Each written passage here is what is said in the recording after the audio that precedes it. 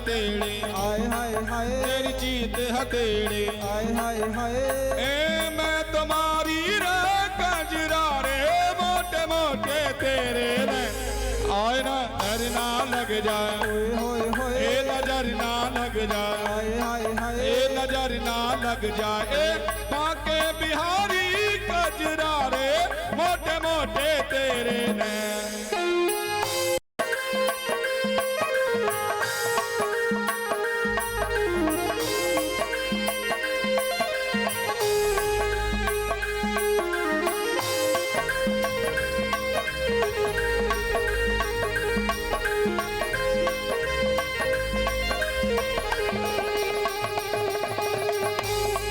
रंग रस में बोरे, होए होए ओए होए रंग रस में बोरे, हाय हाय ओए हाय मेरा जिगर मरोरे, होए होए ओए होए मेरा जिगर मरोरे। हाय हाय हाय ए बलिहारी रे कजरा रे, मोटे मोटे तेरे रे, आए ना नजर ना लग जाए, होए होए होए ए नजर ना लग जाए, हाय हाय हाय ए नजर ना लग जाए। बांके बिहारी कजरा रे, मोटे मोटे तेरे रे।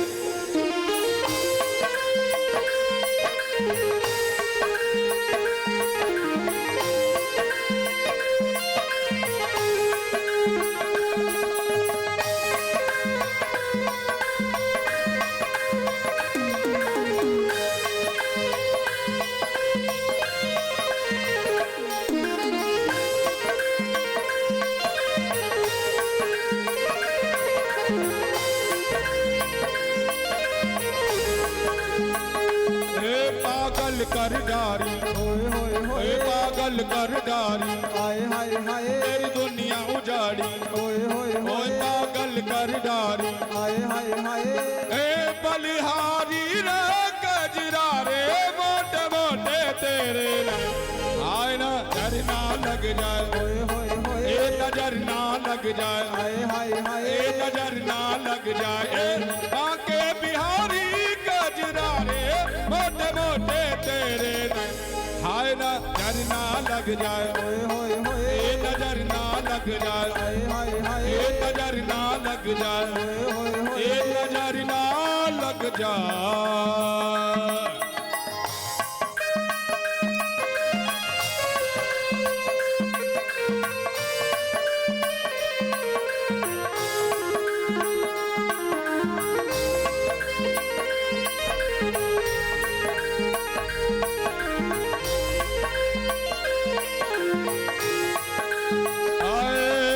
मुकट की लचकन, होए होए होए श्रीवा की मटकन, हाय हाय हाय तेरी मुकट की लचकन, होए होए होए श्रीवा की मटकन। हाय हाय हाय बलिहारी रे कजरा रे, मोटे मोटे तेरे रे, आए नजर ना लग जाए, होए होए होए ए नजर ना लग जाए, हाय हाय हाय ए नजर ना लग जाए।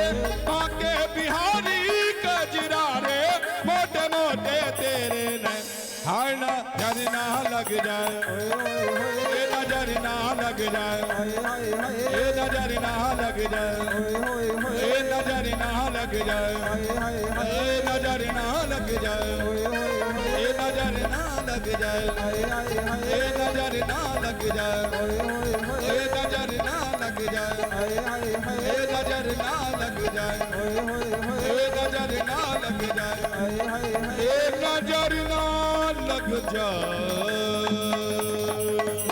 बोल बांके में हरिलाल की जय हो। ये प्यारे, यही तो वृंदावन है ना, यहाँ पागल आते जाते रहते हैं। आरती करें, आरती है, दे दो।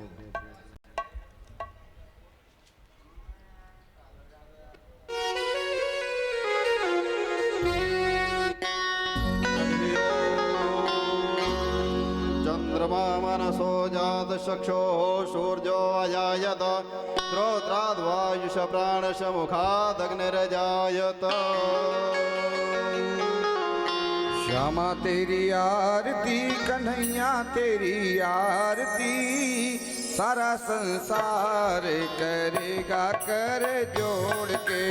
श्यामा तेरी आरती कन्हैया तेरी आरती सारा संसार करेगा हाथ जोड़ के सिर पर सोना मुकुट विराजे सिर पर सोना मुकुट विराजे गल में जंती माला साजे और गल में जनती माला साजे और फूलनी के हार करेंगे कर जोड़ के श्यामा तेरी आरती कन्हैया तेरी आरती सारा संसार करेगा कर जोड़ के ब्रह्मादिक तेरो यश गावे ब्रह्मादिक तेरो यश गावे नारद सारद ध्यान लगावे नारद सारद ध्यान लगावे और करे जय जयकार करेंगे कर जोड़ के और श्यामा तेरी आरती कन्हैया तेरी आरती सारा संसार करेगा हाथ जोड़ के मैं हूँ दीनन दुखिया भारी मैं हूँ दीन दुखिया भारी आया हूँ प्रभु शरण तुम्हारी आया हो प्रभु शरण तिहारे रखियो लाज हमारे करेंगे कर जोड़ के और श्यामा तेरी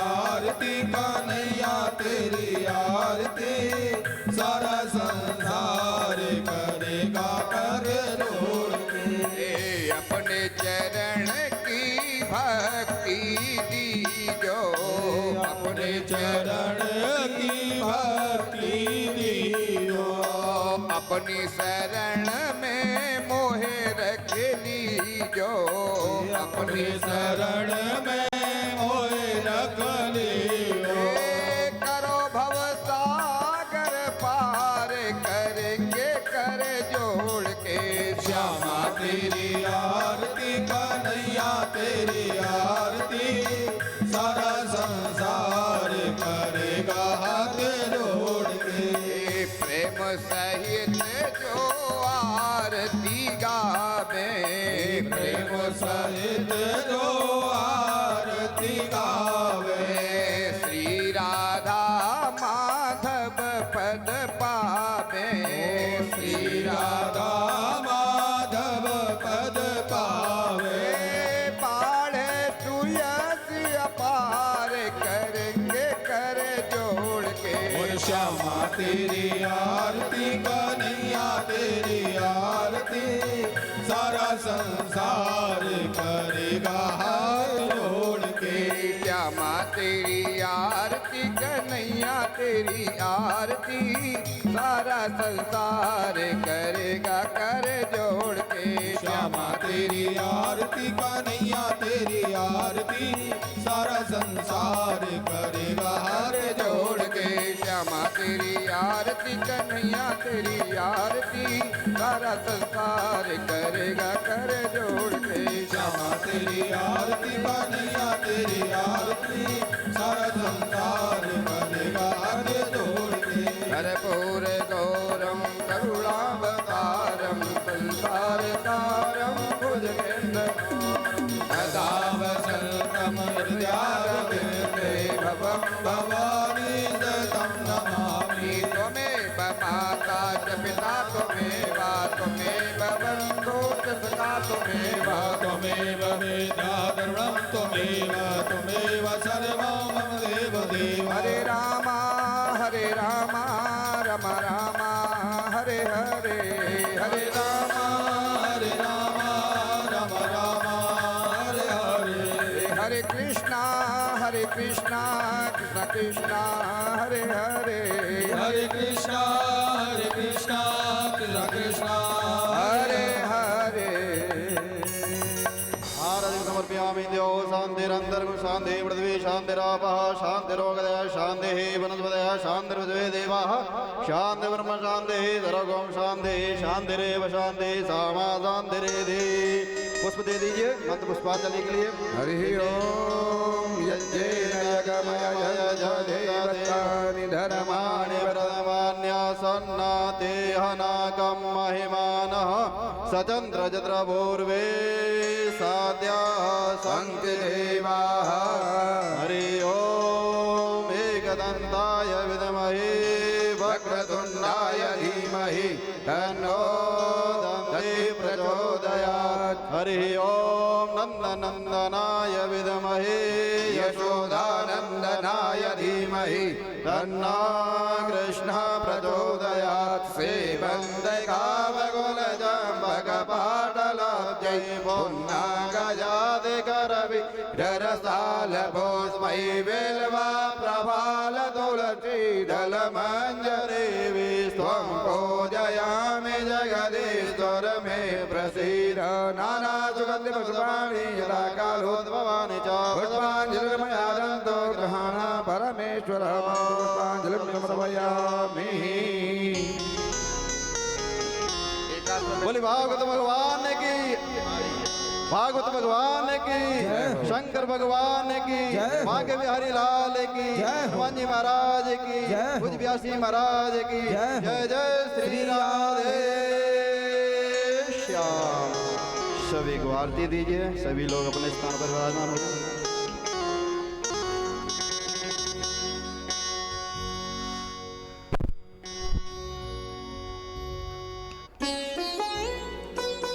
हरि ओम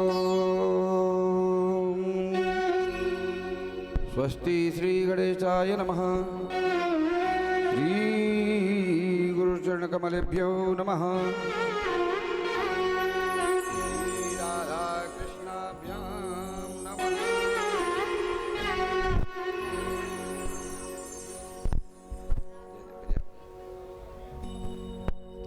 ॐ ध्येयं सदा परिभवत् न भविष्यदोहं तीर्थास्पदं शिवविरञ्चिनुतं शरण्यं रत्यार्तिहं प्रणतपा लभवाब्धिपोतं वन्दे महापुरुषते चरणारविन्दम् वन्दे महापुरुषते चरणारविन्दम्। राधा सर्वेश्वरं वन्दे प्रणतार्तिपणासनम् मुक्तिप्रदातारं पूर्णब्रह्मसनातनम्। कृष्ण त्वदीयपदपङ्कजपञ्जरान्ते अद्यैव मे विशतु मानसराजहंसा। प्राणपयान समये कफवातपित्तैः कण्ठावरोधन विदोषमरणं कुतस्ते। नारायणं नमस्कृत्यं नरं चैव नरोत्तमां देवीं सरस्वतीं व्यासं ततो जयमुदीरयेत्। वक्रतुंड महाकाय सूर्यकोटिसमप्रभा निर्विघ्नं कुरु मे देव सर्वकार्येषु सर्वदा। तो भक्ति भक्त भगवंत गुरु चतुर नाम बपेक जय हो। तिनके पगबंधन करूं के ना सही विघ्न अनेक। लक्ष्मीनाथ समारंभा नाथया मुनि मध्यमाम् अस्मदाचार्य पर्यन्तां वन्दे गुरु परम्परां। काशाय विमले दधान मुरसि श्रीयज्ञसूत्रं शितं भाले श्रीसहितोदपुण्डतिलकं हस्तेति दण्डं वरं। वीरान्तद्वयसारबोधनजडं स्वाचार्यभक्तिं यतिं वन्दे वैष्णववृन्दभूषणमहं श्रीदेवनारायणं। तो जय जय श्री राधारमण जय जय नवल किशोर जय गोपी चित चोर प्रभु के जय जय माखन चोर। बोल वृंदावन बिहारी लाल की जय। नंद नंदन भगवान की जय। यशोदानंदन भगवान की जय। भक्त और भगवान की जय हो। आदरणीय समस्त भक्त प्रेमी बंधु माता बहन भाइयों, पूर्व चरित्र में कथा श्रवण कर रहे हैं भैया ध्रुव भगवत प्राप्ति करते हैं, महाराज उत्तानपाद राजगति पर अभिषिक्त करते हैं और जंगल के लिए प्रस्थान कर जाते हैं। भगवत भजन करने के लिए आगे कथा श्रवण करें। उससे पूर्व बड़े भाव और श्रद्धा से 2 मिनट हरि नाम संकीर्तन करें, अपनी वाणी को पवित्र करें भगवान नाम संकीर्तन से। कि मन चल वृंदावन धाम रटेंगे श्री राधे। मन चल वृंदावन धाम रटेंगे श्री राधे। ओ मन चल वृंदावन धाम रटेंगे श्री राधे। मन चल वृंदावन धाम रटेंगे श्री राधे। ओ नंद लाल राधे, नंद लाल राधे, ओ नंद लाल राधे, ओ नंद लाल राधे, ओ गोपाल राधे, ओ गोपाल राधे। ओ मन चलो वृंदावन धाम रटेंगे श्री राधे। मन चल वृंदावन धाम रटेंगे श्री राधे। वहाँ मिलेंगी राधा रानी, वहाँ मिलेंगी राधा रानी, वहाँ मिलेंगी राधा रानी, वहाँ मिलेंगी राधा रानी। 3 लोक की वो महारानी, 3 लोक की वो महारानी। जिनका पावन धाम रटेंगे श्री राधे। जिनका पावन धाम रटेंगे श्री राधे। ओ नंद लाल राधे, नंद लाल राधे, ओ गोपाल राधे, ओ गोपाल राधे। ओ मन चलो वृंदावन धाम रटेंगे श्री राधे। मन चल वृंदावन धाम रटेंगे श्री राधे। जय हो हरि बोल।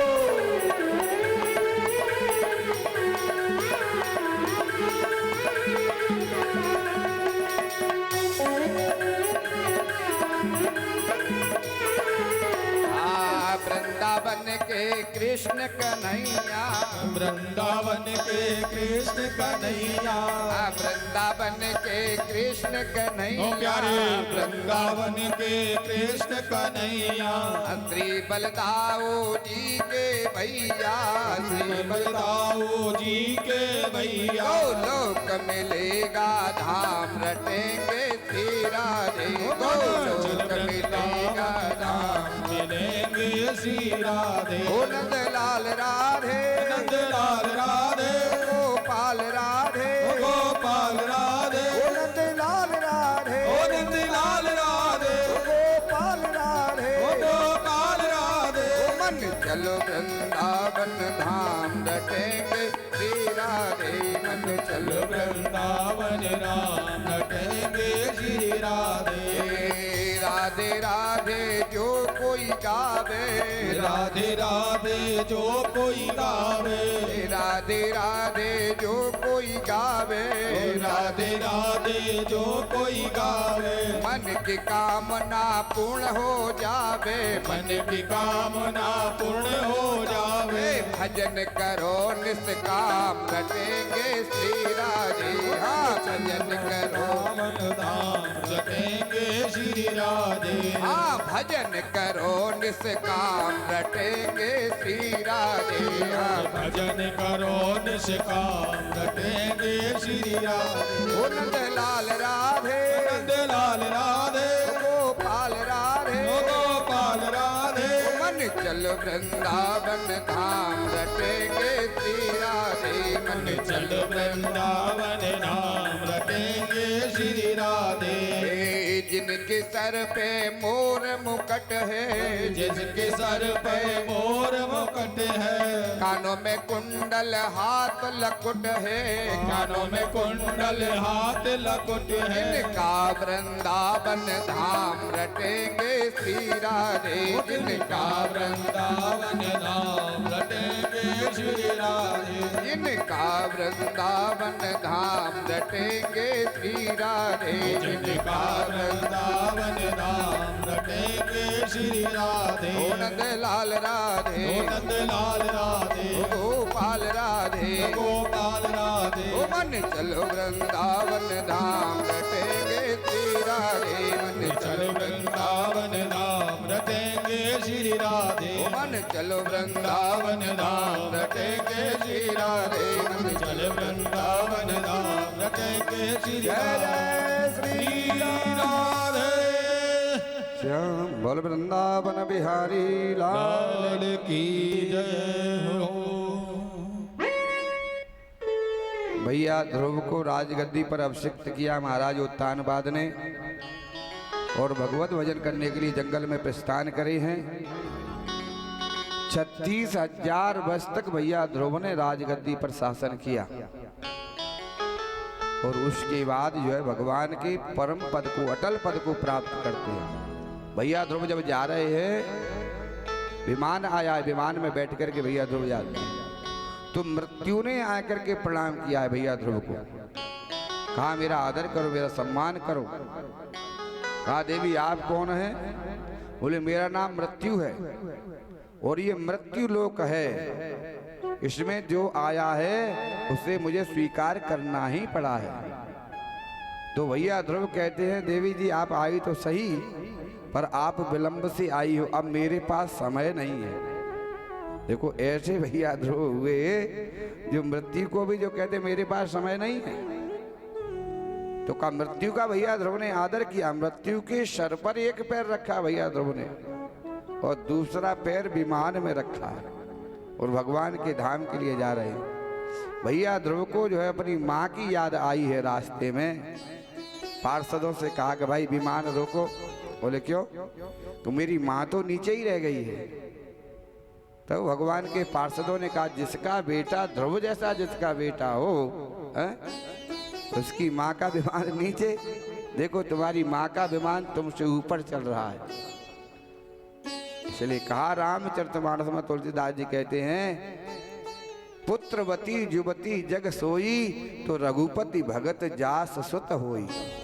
जिसका बेटा भगवान का भक्त हो जाए वो माँ तो माँ ही है। 21 पीढ़ियों का एक कुल में एक परिवार में कोई एक बेटा भगवान का भक्त हो जाए 21 पीढ़ियों का उद्धार कर देता। भैया ध्रुव क्या कह रहे हो? भगवान के धाम के लिए गए हैं महाराज। आज भी जब शादी होती है ना, शादी कराई जाती है तो ब्राह्मण लोग कहते हैं ध्रुव तारे के दर्शन करो, ध्रुव की तरह अटल रहेंगे। इनके वंश में आकर के महाराज उत्कल हुए, आगे इन्हीं के वंश में चल कर महाराज अंग हुए। अंग का जो है संतान जो हुई वो बेन हुई, दुष्ट हुए। आगे चल करके इसी वंश में प्राचीन वरही हुए हैं। उन्होंने बहुत सारी यज्ञ की हैं, पर यज्ञ में महाराज प्राचीन वरही गलती कर रहे हैं। पशुओं की आहुति दे रहे हैं, भैंसों की आहुति दे रहे हैं, बकरों की आहुति दे रहे हैं। तब तो देवर्षि नारद जी उस यज्ञ में आए हैं।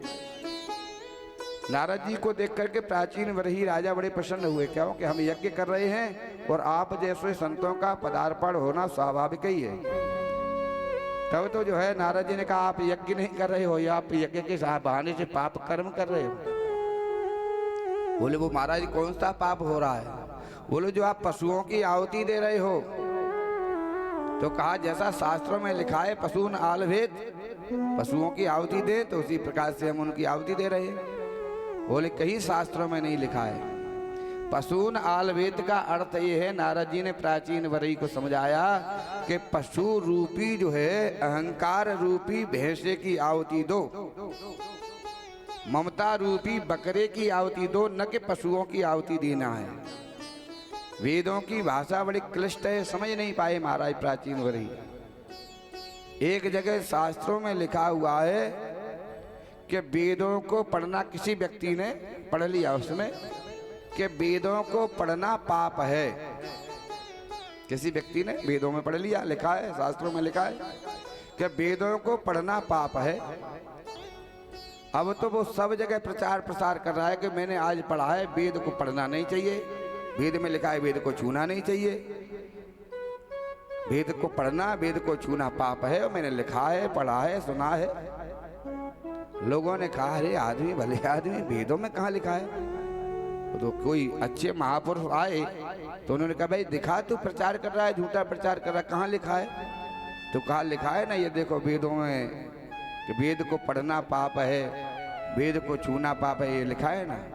तो महापुरुष ने कहा इससे पहले भी तो कुछ लिखा है, उसे भी तो पढ़, है कि बगैर नहाए जो है, बगैर नहाए धोए वेद पढ़ना पाप है, बगैर स्नान किए हुए वेद शास्त्र छूना पाप है, ये भी तो पढ़, है। तो कहा जो रामायण गुरुसन पढ़ते तो ऐसी शंका कबहू न करते। यदि शास्त्रों पर शंका हो रही है, वेदों पर शंका हो रही है, तो तुमने गुरु के द्वारा वहाँ ज्ञान नहीं लिया है, तुम्हें ज्ञान ही नहीं है। महाराज नारद जी ने समझाया कि आप अपने मनमुखी भक्ति कर रहे हो, और वास्तव में लोग, कुछ लोग जो है ज्ञान है नहीं, अपनी इच्छा से महाराज जो ऊट पटांग भक्ति करते हैं। कहीं गुरु की शरण में जाएं, अच्छे गुरु की शरण में जाएं, किस प्रकार से भगवान को क्या चढ़ाया जाता है, कैसे भगवान की पूजा की जाती है, किस प्रकार से भजन किया जाता है, ये वहाँ शरणागति होती है तो वहाँ सिखाया जाता है। प्राचीन वही कहीं शरण में अच्छी जगह नहीं गई महाराज, पशुओं की आहुति। तब नारद जी ने कहा है कि ममता रूपी, अहंकार रूपी जो है ये जीव की आहुति देनी, अहंकार रूपी भैंसा, मैं ये हूँ, मैं वो हूँ, मैं ये हूँ, उसकी आहुति देना, न कि पशुओं की आहुति देना। सुंदर ज्ञान दिया और महाराज उसी समय भगवत भजन करते हुए भगवत प्राप्ति करती हैं। बोले नंद नंदन भगवान की जय। एक बहुत सुंदर पुरंजन पुरंजनी का उपाख्यान सुनाया है नारद जी ने। प्रियव्रत और उत्तानपाद, महाराज उत्तानपाद के वंश की वर्णन किया। महाराज प्रिय मान है अच्छा और वर्तमान है प्रतिज्ञा। महाराज प्रियव्रत एक दिन संध्या के समय पर भगवत भजन करने के लिए बैठे हैं, तो महाराज रात्रि हो जाती है, अंधेरा हो गया। तो महाराज प्रियव्रत को ये बात अच्छी नहीं लगी कि इससे हमारी प्रजा को कष्ट होता है, इसलिए आज के बाद हम रात्रि ही नहीं होने देंगे। और महाराज ऐसे ऐसे राजा हुए कि जैसे ही सूर्य अस्ताचल के लिए गया तो पूर्व से महाराज दिव्य रथ लेकर के महाराज प्रियव्रत निकल पड़े। अब अंधेरा ही नहीं होती, रात्रि नहीं होती, तब तो महाराज मनु दौड़े दौड़े आए। बोले बेटा क्या कर रहे हो? बोले पिताजी प्रजा को कष्ट होता है, अंधेरा होता है, रात्रि होती है, तो मैंने व्रत लिया है, संकल्प किया है कि आज के बाद हम रात्रि ही नहीं होने देंगे। तब महाराज मनु ने समझाया बेटा ऐसा मत करो, ये परमात्मा का बनाया हुआ विधान है, यहाँ रात्रि की भी आवश्यकता है और दिन की भी आवश्यकता है। यदि रात्रि नहीं होगी तो आगे आने वाला कलयुग ऐसा युग आ रहा है, लोग बाग 24 घंटे दुकान खोले ही बैठे रहेंगे, बंद ही नहीं करेंगे। सियाराम जी को सो रहे लोग बाग सेठ लोग जो कहेंगे और कमाई हो जाए, और कमाई हो जाए, दुकान बंद ही नहीं करेंगे। तो जब विश्राम नहीं करेंगे तो फिर इनका शरीर कैसे चलेगा? इसलिए रात्रि होती है तो कम से कम ये शटर बंद कर लेते, विश्राम कर लेते, इसलिए बनाया हुआ ये विधान है। इसलिए बेटा ऐसा मत करो, भगवान के बनाए हुए विधान में कोई गलत चीज नहीं है। विष भी भगवान ने बनाया ना, विष भी, तो विष भी गलत नहीं है, क्योंकि विष की दवाई भी कई बार विष होती है। इसलिए महाराज मनु ने कहा भगवान ने सुख बनाया तो दुख बनाया, दैत्य बनाए तो देवता बनाए, ऊंचा बनाया तो नीचा बनाया। महाराज तुलसीदास जी रामचरितमानस में बता रहे, वर्णन कर रहे हैं कि सुख दुख पाप पुण्य दिन राती, सुख दुख पाप पुण्य दिन राती, साधु असाधु सुजाते पुजाती, साधु असाधु दुजाते पुजाती, मानव देव ऊंच अरु नीचू ओ अमीय सो जीवन माहुर मीचू। भगवान ने दानव बनाए तो दैत्य बनाए, देवता बनाए, ऊंचा बनाया तो नीचा बनाया। इसलिए बेटा ये परमात्मा का बनाया हुआ विधान है, इसमें परिवर्तन मत करो। तो कहते महाराज प्रियव्रत का रथ चला है, तो रथ की लकीरों से धरती के जो है सप्तद्वीप नवखंड बन गए। 7 द्वीप बने हैं और 9 खंड। महाराज प्रियव्रत अपने बच्चों को सप्तद्वीप नवखंडों को राजा बना करके सबको एक एक द्वीप दे करके एक एक खंड को दे करके और महाराज भगवत भजन करने के लिए चले जाते हैं। बोलो नंद नंदन भगवान की जय हो। देखो कोई भी चीज परमात्मा की यहाँ बनाई हुई गलत नहीं है। एक बहुत सुंदर दृष्टांत देते हैं। एक बार भाई साहब ने कहा कि हमारे 2-4 मित्र आ रहे हैं यहाँ और 2-4 दिन रहेंगे देवी जी से, तो कहा अच्छे से उनको बढ़िया सेवा करनी है, अच्छे से खिलाना पिलाना बढ़िया। बताओ कोई चीज की घर में आवश्यकता है तो वो रख देते हैं। सब व्यवस्था घर में कर दी और देवी जी सेवा में महाराज बढ़िया भोजन बनाया स्वादिष्ट बड़े मन से। परंतु जो है उसमें भोजन जब परोस दिया, दोनों मित्र पाने को बैठे तो उसमें राम रस डालना भूल गई। राम रस समझ रही हो? राम रस ना समझ रही? थोड़ी एक बार न्यो हला दे, फिर 2 बार न्यो कर दे। वीरा भाई कोई बात नहीं, कोई बात नहीं, हम समझाएंगे। हम समझाने के बैठे तो राम रस कहते हैं नमक को। हाँ जाने जाने नमक तो जाने, राम रस ना जाने। बोल वृंदावन बिहारी लाल की। तो राम रस जैसे जीवन में सारे रस हैं, सारे रस जीवन में हैं, तो एक परमात्मा का नाम रूपी रस नहीं है तो सारा जीवन बेकार है, सारा जीवन बेकार है। इसी प्रकार से 56 प्रकार के व्यंजन बना लो और केवल एक राम रस मत डालो उसमें। फिर पूछो कैसा है, तो क्या कहेंगे अरे इसमें दूर है, इसमें कुछ नहीं है, नमक भी तो नहीं है, क्या इसमें स्वाद है, नमक भी नहीं डाला। तो लवन बिना बहु व्यंजन जैसे, खटरस भरा कनक घट जैसे, और लवन बिना बहु व्यंजन जैसे। अब तो कहा कि महाराज इसमें तो नमक भी नहीं है, तो मैंने क्या है भोजन भोजन आए महाराज जी, आ जाए आ जाए आए। वृंदावन बिहारी लाल की जय। अच्छा महाराज जी वहां से, अच्छा बराबर।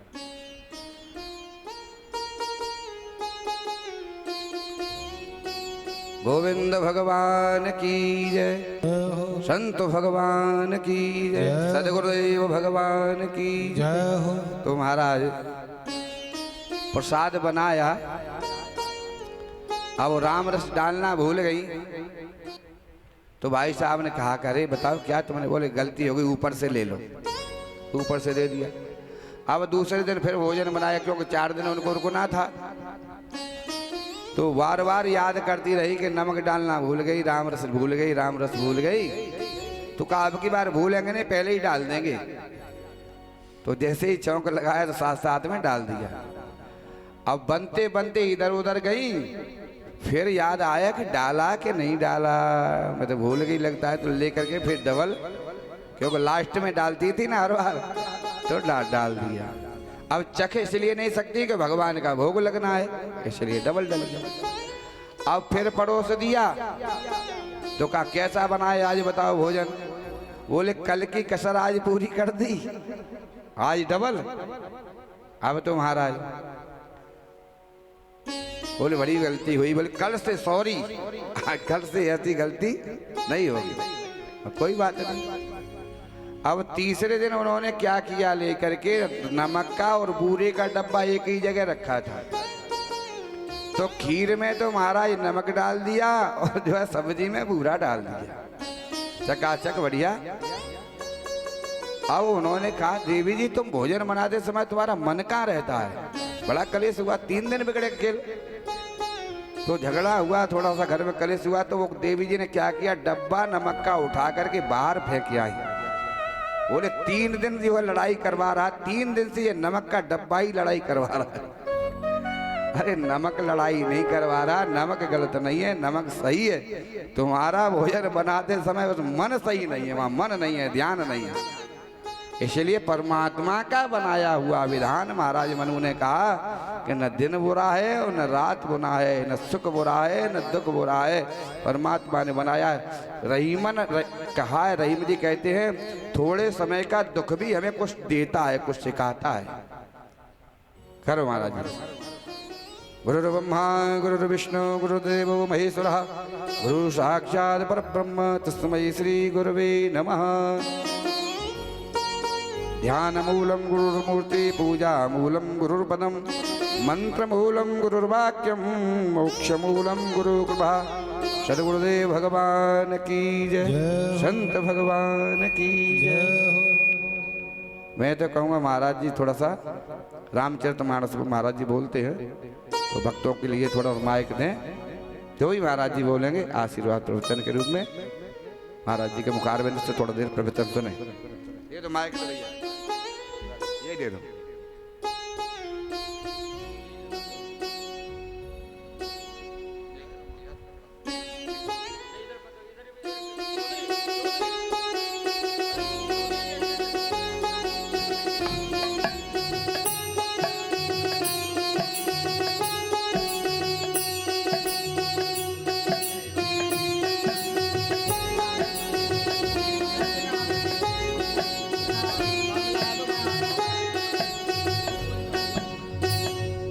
स्टैंड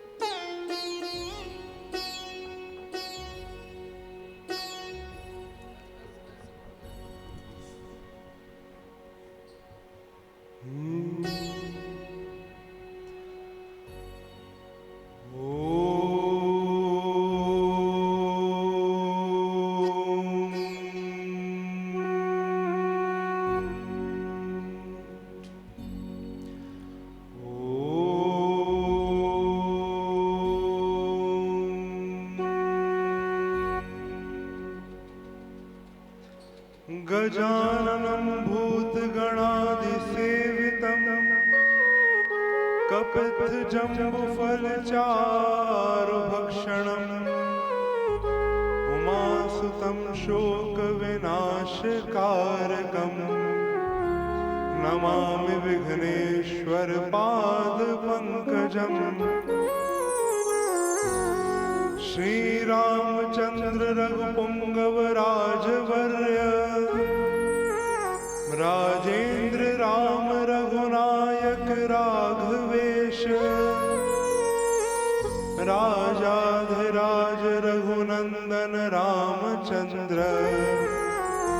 दासोऽहमद्य भवतः शरणागतोऽस्मि।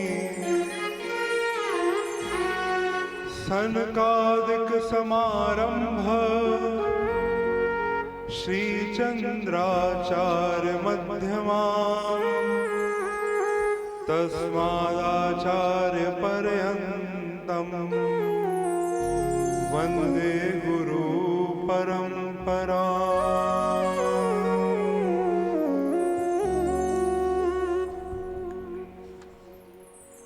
सर्वप्रथम प्रातः स्मरणीय श्री गुरुदेव भगवान के पावन चरणों का स्मरण करते हुए परम आदरणीय परम पूजनीय श्री व्यासपीठ को एवं व्यास भगवान को मेरा सादर प्रणाम। सभी विप्रवृंद सभी ब्राह्मण देवताओं को नमन एवं उपस्थित सभी श्रोताओं को सभी भक्तजनों के अंदर अपने आराध्य भगवान सीताराम जी का दर्शन करते हुए मैं आप सबको भी सादर प्रणाम करता हूँ। सीय राम मैं सब जग जानी करहूँ प्रणाम जोर जुग पानी। सम्मानित देवी और सज्जनों, आप सब सोच रहे होंगे कि महाराज अच्छी खासी कथा चल रही थी, आप कहाँ बीच में आ गए?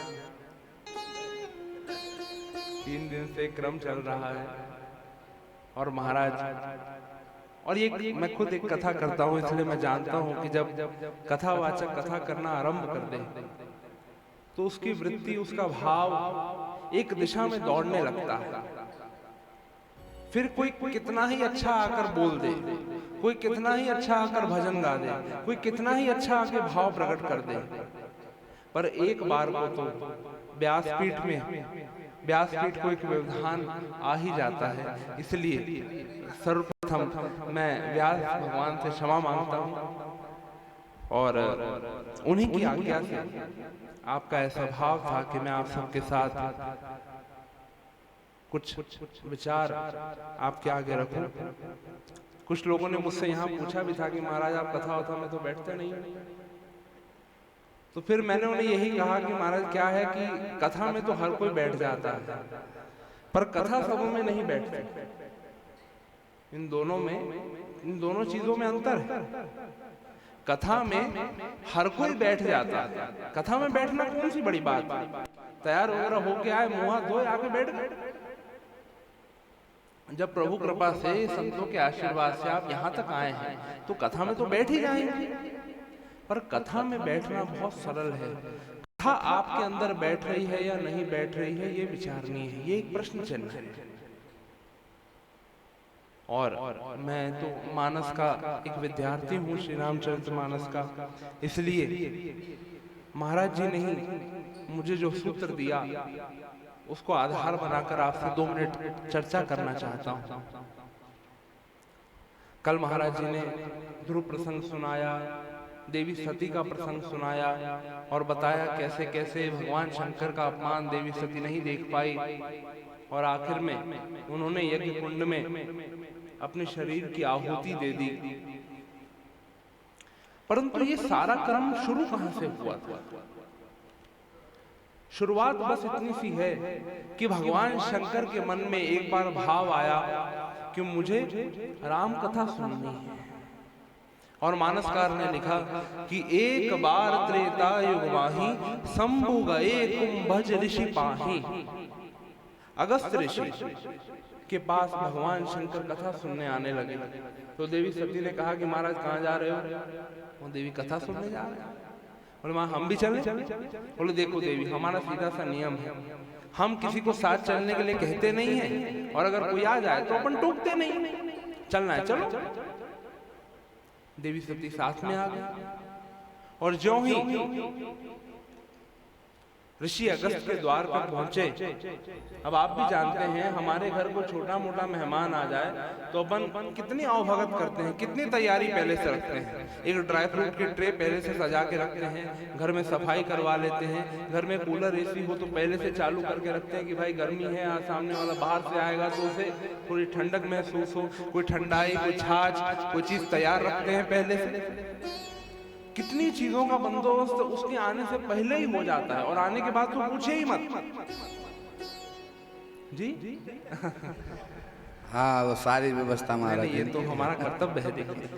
और ऋषि अगस्त के यहाँ तो महादेव स्वयं आए थे, जिसके यहाँ देवादिदेव महादेव श्रोता बनकर आए हैं, तो वो उनका आदर सम्मान क्यों नहीं करेंगे? तो ऋषिवर ने बड़े भाव के साथ भगवान को एक सुंदर आसन पे बिठाया, भगवान को साष्टांग प्रणाम किया, भगवान को तिलक किया, भगवान की स्तुति गाई। भगवान तो ये सब चीजें समझते हैं, भगवान शंकर इन सब चीजों से परे, ना उन्हें मान कब है ना अपमान कब है। परंतु देवी सती के मन में एक बात उठ गई, एक प्रश्न उठ गया कि महाराज हम तो इनसे कथा सुनने आए थे।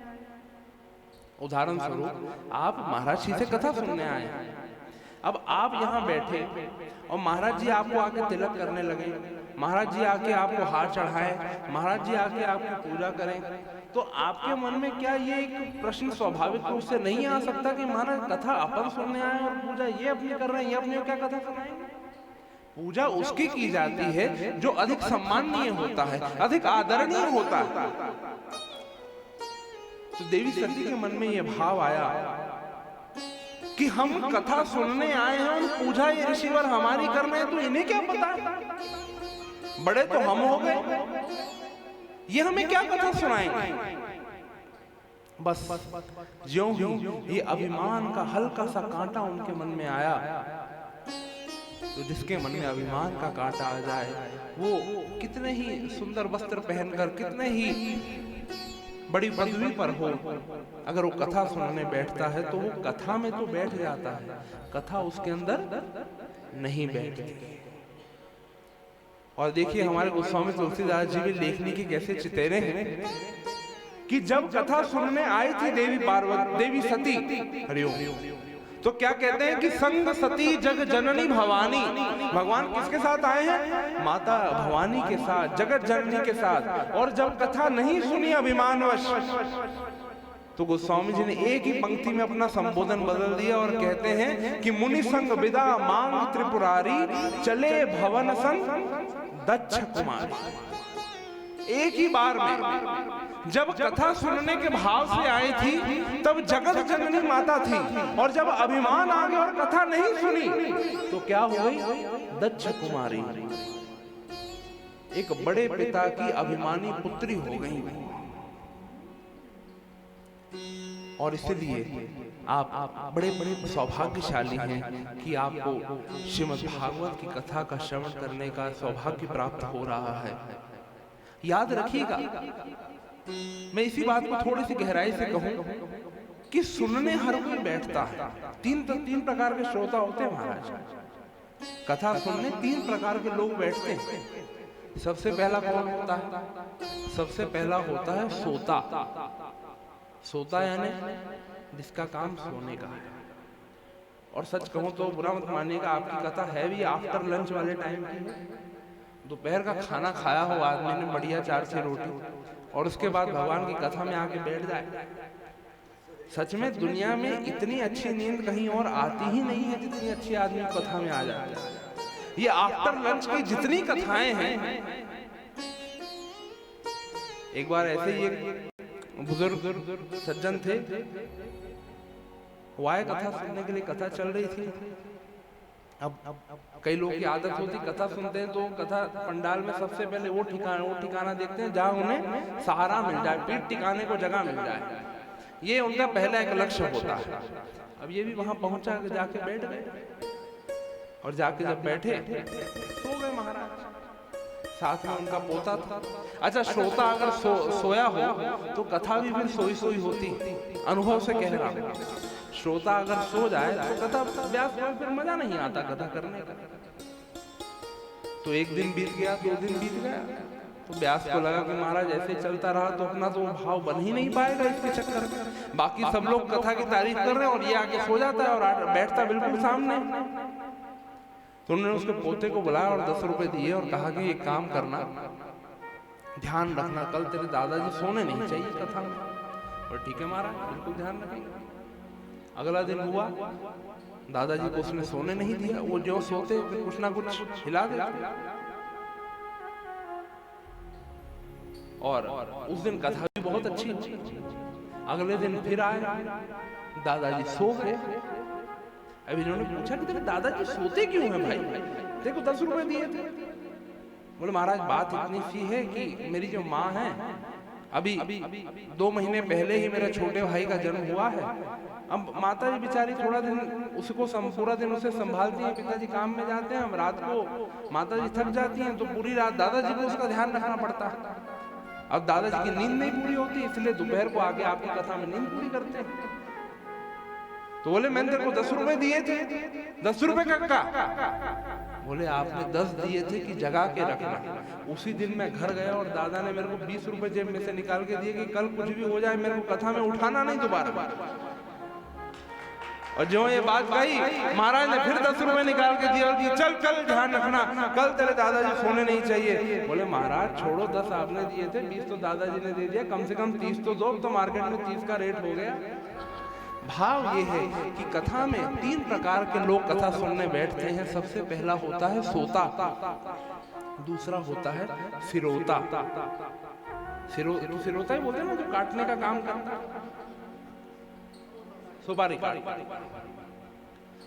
दूसरा व्यक्ति होता है सिरोता, जिसको ना कथा से मतलब है, ना व्यास से मतलब है, ना कथा प्रसंगों से मतलब है, जिसका काम है केवल काटना। जो आके देख रहा है क्या व्यवस्था ठीक नहीं है, क्या ठीक नहीं हो रहा है, ये ठीक नहीं है, ये अच्छा नहीं हो रहा है, ये होना चाहिए था, वो होना चाहिए था। कथा में कोई पूछ ले कि भैया कल कौन सा प्रसंग चल रहा था, या महाराज ने क्या उपदेश दिया कल, या कथा की कल की कथा का क्या सार रहा। हाँ, भागवत है, कृष्ण जी की कथा थी, वही था।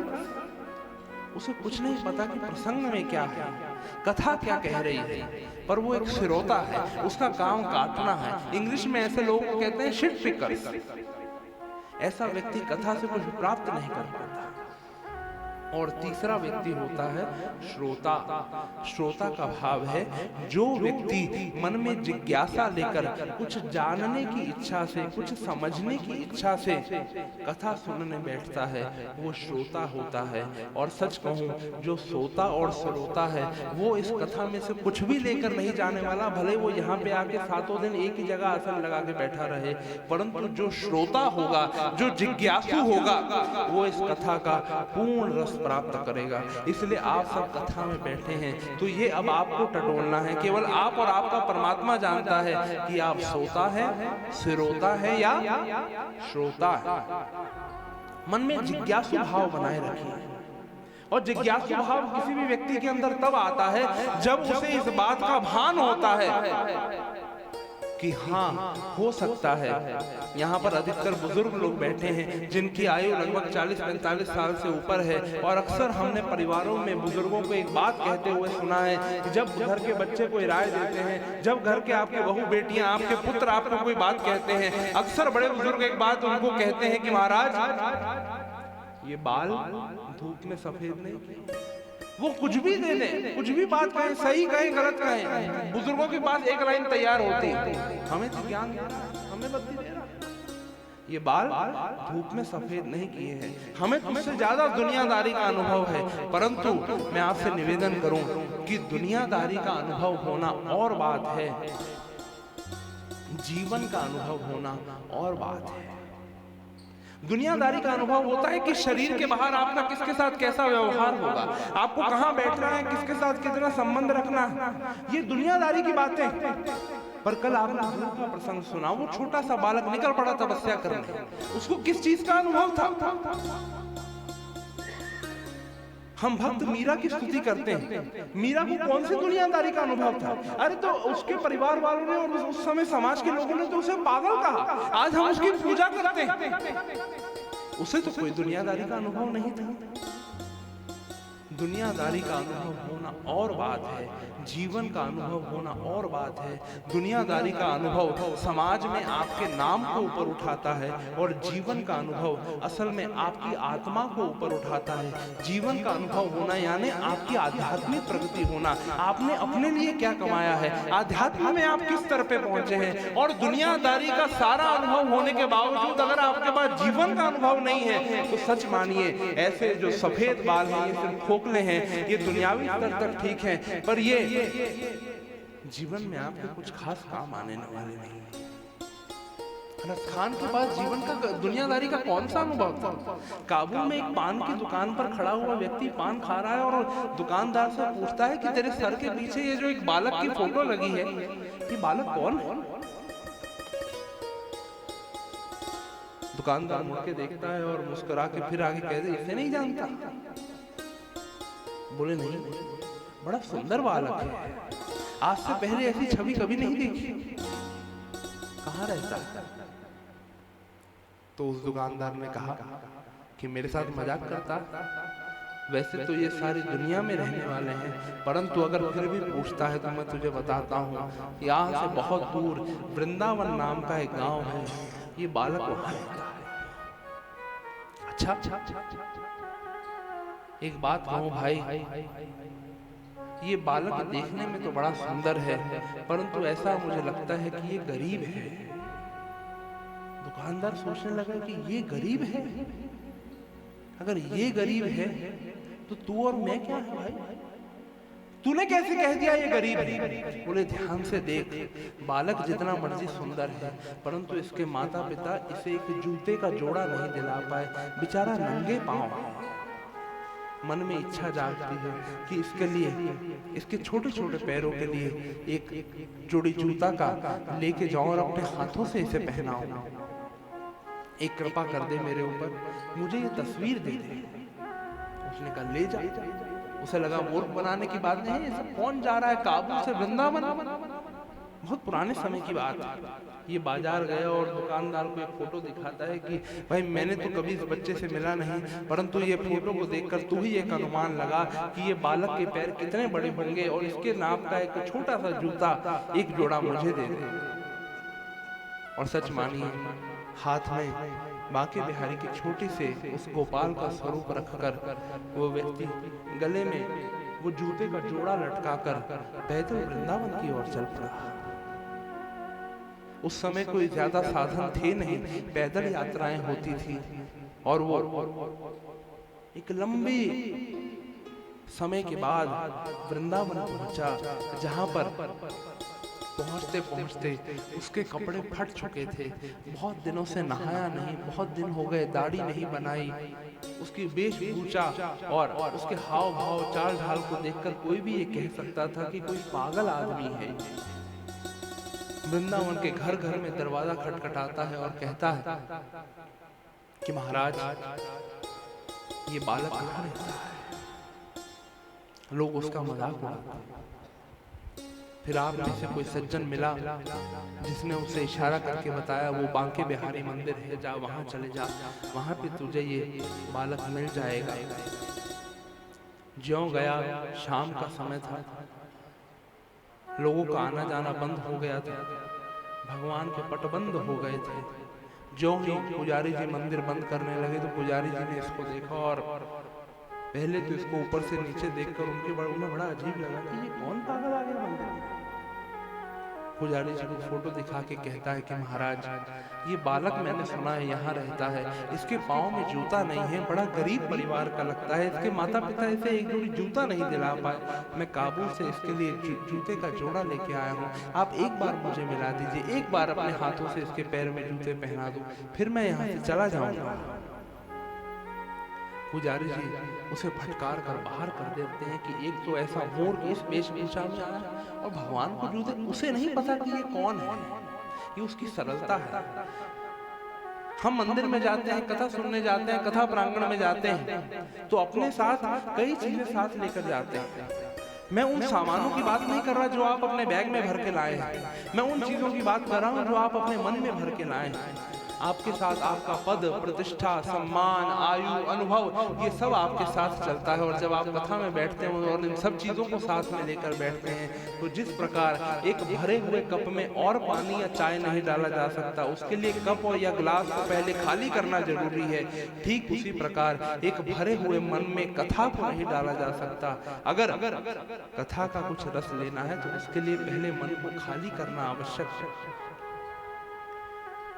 वो सरलता आवश्यकता है जो इस व्यक्ति में है। और जब पुजारी जी ने कह दिया कि बाहर हो जाए इस मंदिर से, आंखें भर गई, मंदिर की सीढ़ियों पे आके बैठ गया। और संत ऐसी कथा सुनाते हैं देवियों और सज्जनों की, उस रात मंदिर के पट खुले, परंतु वो पट पुजारी जी ने नहीं खोले। ये मंदिर की सीढ़ियों पर मंदिर की ओर पीठ करके रो रहा है। बस मन में एक आस थी कि इस बच्चे को जूते पहना दूं, और इतना लंबा सफर करके आया, मुझे कुछ प्राप्त ही नहीं हुआ। जूते पहनाना दूर की बात, बच्चे से मुलाकात तक नहीं हुई। इतनी देर में छोटे छोटे पांव के साथ भगवान अपने बाल स्वरूप में पीछे से आते हैं और उसके कंधे पे हाथ रख के कहते हैं कि रसखान, जूते पहनाने आए थे। अपना भगवान पैर आए करते हैं कि ले मैं आ गया, पहना जूता। ज्यों ये भगवान को देखता है तो बस जिसने भगवान के स्वरूप को साक्षात देखा हो उसकी तो क्या आध्यात्मिक अवस्था कही जा सकती है।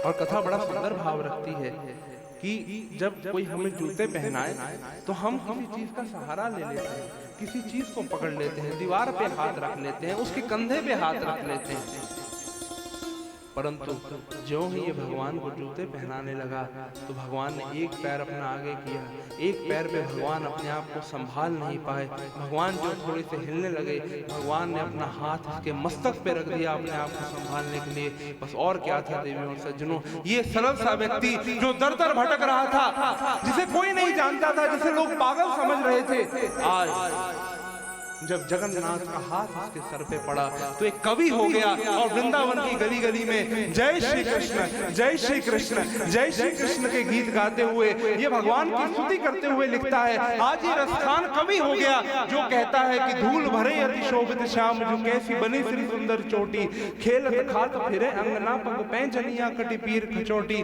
वा छविकोर स्थान विलोकत, वा छविकोर स्थान विलोकत, वारत काम कला निधि कोटि, और काग के भाग कहा कहिए, हरि हाथों से ले गए माखन रोटी, हरि हाथों से ले गए माखन रोटी।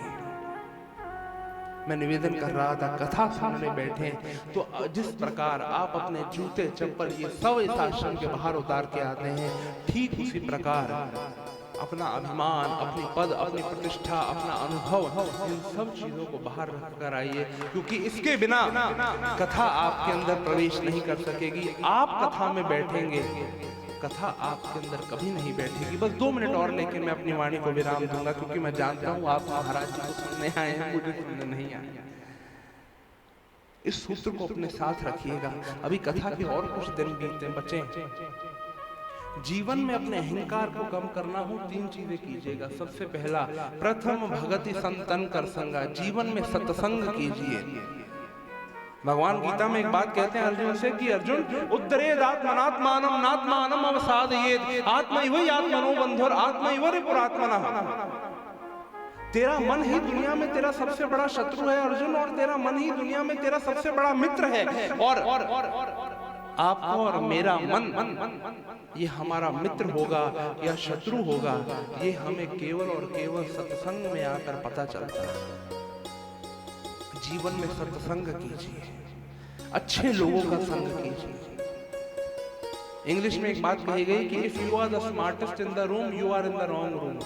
अगर एक कमरे में आप 10 लोग बैठे हैं और 10 लोगों में सबसे ज्यादा विद्वान आप ही हैं, तो आप गलत जगह बैठे हैं। उसका कारण ये है क्योंकि जब 10 लोगों में आप ही सबसे ज्यादा विद्वान हैं, तो वहां पे आपको क्या मिलेगा? वहां पे तो आप ही अपना ज्ञान झाड़ोगे, वहां पे तो आप ही उपदेश दोगे, वहां पे आप ही अपनी बुद्धि का प्रदर्शन करोगे। परंतु ऐसी जगह बैठना चाहिए, ऐसे लोगों का संग करना चाहिए जिनके अनुभव, जिनकी बुद्धि, जिनका विवेक, जिनका ज्ञान हमसे बहुत ज्यादा हो, क्योंकि ऐसे लोगों से आप जीवन में कुछ सीख पाते हैं। जब आप ही सबसे ज्यादा होशियार हैं तो आप जीवन में प्रगति कैसे करेंगे? तो प्रथम भगति संतन कर संगा, जीवन में संतों का, अच्छे लोगों का संग कीजिए। दूसरा, जीवन में अध्ययन कीजिए। मैं कई लोगों को ऐसा जानता हूं जिन्होंने स्कूल में कुछ पढ़ाई की या कॉलेज तक पढ़ाई की और उसके बाद वो स्कूल कॉलेज की किताबें कौन से कोने में रखी कि कौन से रद्दी वाले को दी और किसके पन्ने फाड़ के अपन ने उसके ऊपर समोसा की चोरी खा लिया, अपने को भी नहीं पता। जीवन में अध्ययन बनाए रखिए, क्योंकि जब आप किसी किताब को पढ़ते हैं तो आप संसार के ऐसे लोगों के अनुभव को पढ़ रहे हैं जिनके वजह से आप जीवन में कभी मिले भी नहीं हैं। अध्ययन बनाए रखिए। लोग कहते हैं कि महाराज हमसे पढ़ाई नहीं होती, हमसे अध्ययन नहीं होता, हम ज्यादा स्कूल कॉलेज में नहीं गए। परंतु मैं निवेदन करूं, मैं कॉलेज की किताबें उठा के पढ़ने को भी नहीं बोल रहा, कुछ पढ़िए, पढ़ने की आदत डालिए। जीवन में अध्ययन जो होता है वो इसलिए नहीं किया जाता कि हम ये जान सकें कि दुनिया कितनी बड़ी है। जीवन में अध्ययन ये जानने के लिए किया जाता है कि हम कितने छोटे हैं। बड़ी सूक्ष्म बात। जीवन में अध्ययन ये जानने के लिए नहीं किया जाता कि ये दुनिया कितनी बड़ी है। जीवन में अध्ययन ये समझने के लिए किया जाता है कि हम इस दुनिया में कितने छोटे हैं। और जिसको इस बात का भान नहीं है कि मैं छोटा हूं, उसके अंदर हमेशा, कल महाराज जी ने बकरी की बात कही ना, बकरी क्या करती है? मैं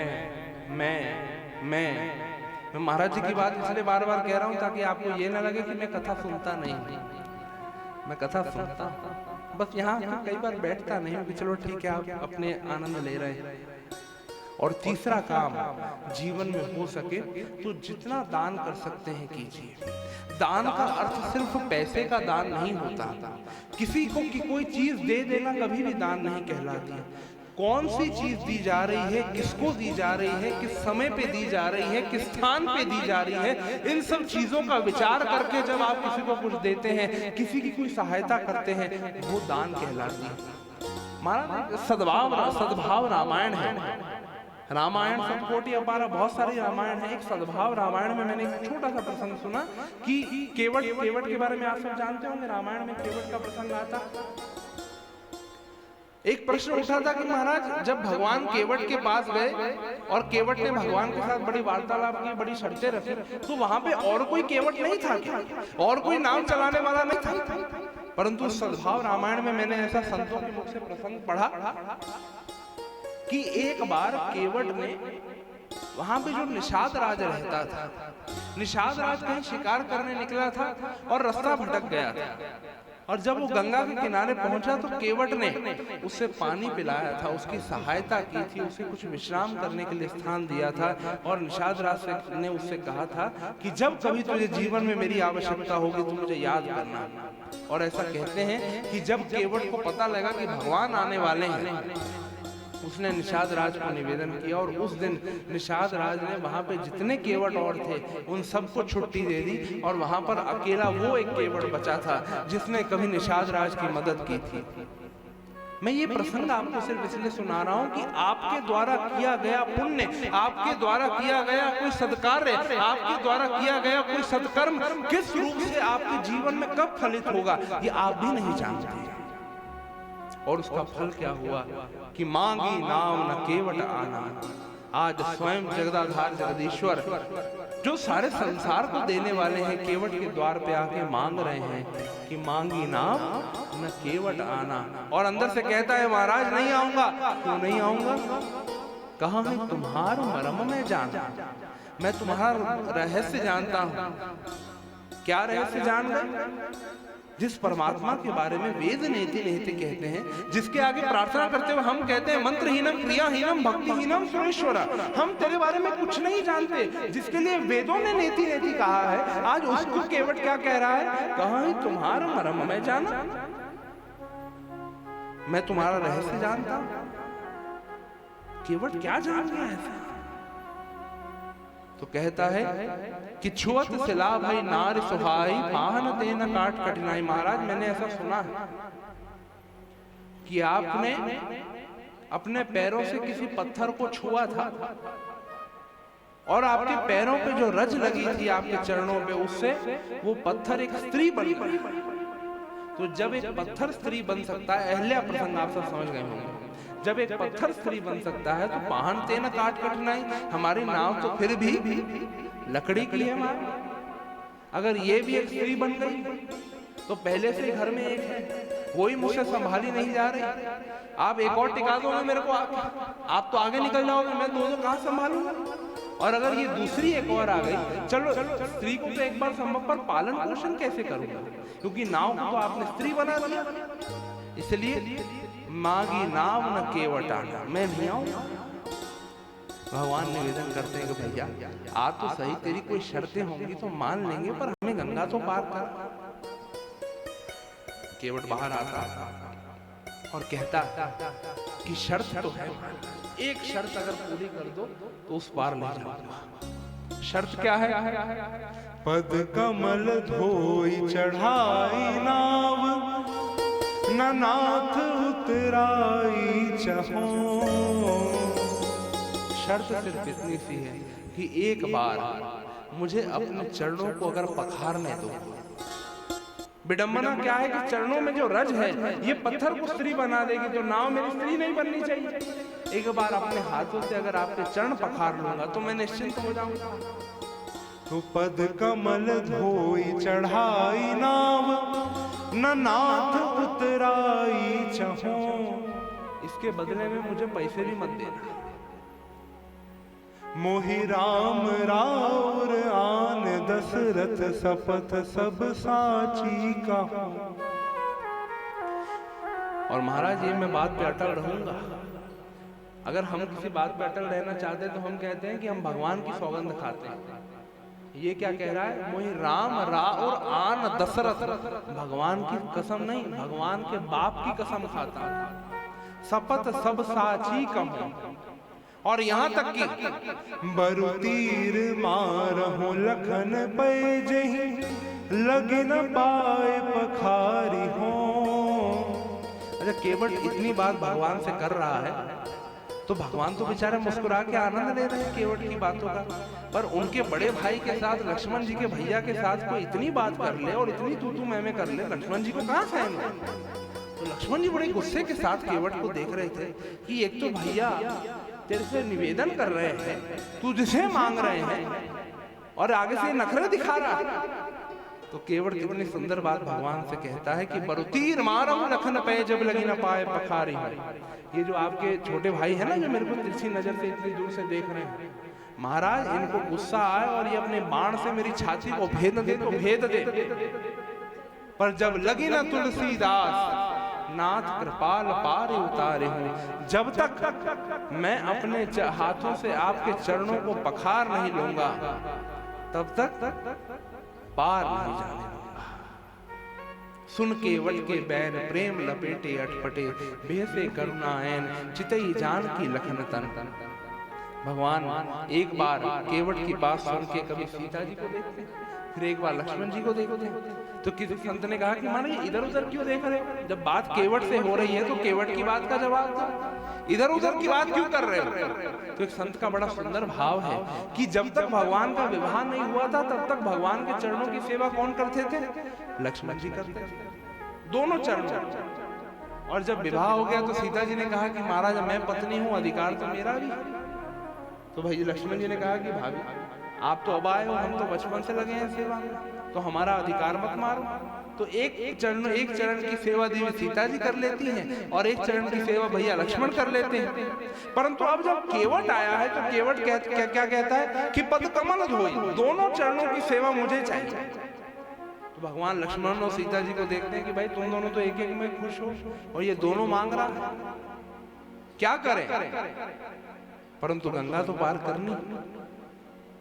भगवान कहते हैं कि ठीक भाई, जो तेरे मन को भाए तो कर ले। और तब देवियों और सज्जनों, जिस ईश्वर के ने वामन अवतार में केवल 2 पग में सारे ब्रह्मांड और ब्रह्मलोक को नाप लिया था, जिस ईश्वर के लिए ये बात कही गई कि रूप विराट धरे तो 14 भुवन माह नहीं आते हैं, जिसका स्वरूप इतना विराट है जो 2 पैर में पूरे ब्रह्मांड को नाप लेता है, आज भगवान के वही 2 पैर केवट के उस छोटे से कटोते में समा गए। इसलिए कवि कहता है कि रूप विराट धरे तो 14 भुवन माह नहीं आते हैं, और सिमटे तो हनुमान हृदय में सीता सहित समाते हैं। भगवान को बांधने का अगर कोई प्रयास करेगा तो यशोदा जी भी बांधने की कोशिश करती है, हर बार 2 अंगुल रस्सी कम पड़ जाती है। और जब माँ भाव से कहती है कि अरे वो बंद भी जा कन्हैया, तो भगवान कहते हैं अरे बाबा अब जब भाव आ गया बीच में तो बस वो 2 अंगुल रस्सी जो हर बार कम पड़ रही थी वही रस्सी भगवान के लिए पर्याप्त होती है उन्हें बांधने के लिए। और इसीलिए केवट भगवान के चरणों को पखारता है। और सबसे पहला काम केवट ने क्या किया? पितर उपाय। केवट ने भगवान के उस चरणों को पखार के वो चरणोदक लिया और अपने पितरों को स्मरण करके गंगा जी में अपने पितरों को तिलांजलि दी। सबसे पहला काम मैं आप सबसे निवेदन करूं कि आप अपने बच्चों को ऐसे संस्कार दीजिए। देखिए, एक व्यक्ति कामना करता है कि मेरे यहाँ पुत्र पैदा हो। क्यों पुत्र व्यक्ति कामना करता है? ताकि जब इस संसार से मेरा जाना हो तो मेरे संसार से जाने के बाद जो क्रियाएं आवश्यक हैं वो कर सके, इसलिए व्यक्ति पुत्र की कामना करता है। परंतु मैं आप सबसे निवेदन करूं कि आप अपने बच्चों को कोई खिलौना नहीं लेके दे सके तो ना लेके दें, क्योंकि आज कोई खिलौना नहीं लेके दे पाए तो वो 4 दिन तक रोएगा, पर अगर आपने अपने बच्चों को संस्कार नहीं दिए तो वो जिंदगी भर रोएगा। और वो संस्कार ना देने के कारण आज केवट का ये एक संस्कार है कि भगवान उसके द्वार पे खड़े हैं, अपने परिवार की बात में सोचता है, अपने बच्चों की बात में सोचता है, अपनी बात में सोचता है, अपने पूर्वजों के प्रति उसका जो कर्तव्य था सबसे पहले उन्हें उसने तिलांजलि अपने पूर्वजों को दी, बाद में अपना कल्याण किया। और इसलिए भगवान को गंगा पार कराई केवट ने। भगवान गंगा पार करके उतरते हैं। अब केवट ने तो कह दिया था कि महाराज मैं आपसे कोई उतराई लूंगा नहीं, आप तो बस पैर धुला दो। पर अपन किसी मित्र के यहाँ जाते हैं, कोई सामान लेते हैं और वो कहते हैं कि भैया पैसे की कोई जरूरत नहीं, पर ऐसा थोड़ी कि देंगे नहीं, देने तो पड़ते हैं कि नहीं, एक व्यवहार है। पर भगवान वनवासी वेश में अयोध्या से चले थे, भगवान के पास तो देने के लिए कुछ है ही नहीं। नाव में बैठ गए, नाव पार करके आ गए, पर भगवान इस असमंजस में है कि दूं क्या। तब गोस्वामी जी ने एक चौपाई लिखी और उस चौपाई में एक श्रेष्ठ दाम्पत्य जीवन का सार गोस्वामी जी ने बता दिया कि एक पति पत्नी के बीच में संबंध किस प्रकार का होना चाहिए। गोस्वामी जी ने एक बात कही, पिय ही की जान निहारी, मणि मुद्री मन मुदित उतारी। भगवान के मन में चल रही इस असमंजस अवस्था को उनकी पत्नी देवी सीता ने भाप लिया और पिय ही की जान निहारी, मणि मुद्री, मणियों से जटित अपनी अंगूठी को देवी सीता उतारती हैं और भगवान के आगे कर देती हैं। भगवान ने एक बार भी सीता जी की ओर इशारा करके नहीं कहा कि क्या करें। एक संत अपने शिष्य के साथ एक गांव से गुजर रहे थे, दो घर में से झगड़े की आवाज आ रही थी और शिष्य ने पूछा कि गुरुदेव ये जब झगड़ा होता है तो लोग इतने ऊंची ऊंची क्यों बोलते हैं। तो उसके गुरु ने बहुत सुंदर उत्तर दिया कि बेटा जब दिलों में दूरी हो ना, तब पास में खड़े होकर भी सामने वाले की बात समझ नहीं आती, इसलिए जोर जोर से बोलना पड़ता है। जब आपस में अच्छा सामंजस्य हो तब व्यक्ति एक बार में सामने वाले की बात समझ लेता है। जब पति पत्नी के बीच में प्रेम हो तब कुछ कहना भी नहीं पड़ता, पति दूर से इशारा कर लेता है, पत्नी समझ जाती है कि पति को क्या चाहिए। और इसके आगे की अवस्था है कि जब पति का पत्नी के प्रति और पत्नी का पति के प्रति पूर्ण समर्पण हो, तब एक दूसरे की तरंगों को, मन की तरंगों को पति पत्नी पकड़ने लगते हैं। जिस प्रकार देवी सीता ने भगवान राम की मन की तरंगों को पकड़ लिया और उनके बिना कहे, अच्छा हमारे हाथ में, मेरे हाथ में रुद्राक्ष की अंगूठी है,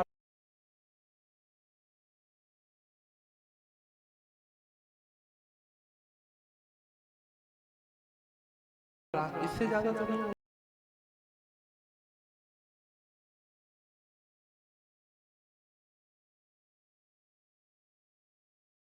अयोध्या के युवराज